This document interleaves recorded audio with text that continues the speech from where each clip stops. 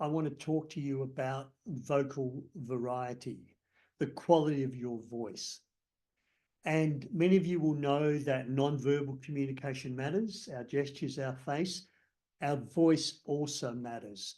And we've all heard monotone, boring speakers.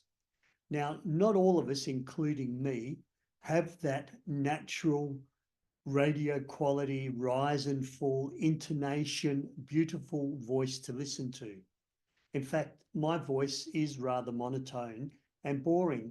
So how can we increase our vocal variety and make our voice more interesting for our audiences? The first thing that I do is I will change my pace. Sometimes I'll speed up a little bit. And other times I will be more deliberate and slow down my speaking. The volume, we can increase our volume and we can soften to a whisper. I often use a whisper to bring the audience back after they've been doing a group activity. And of course, you can use pause.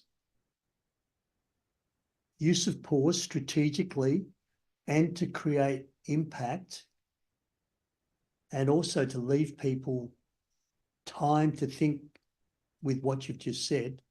Does that make sense? Can add vocal variety.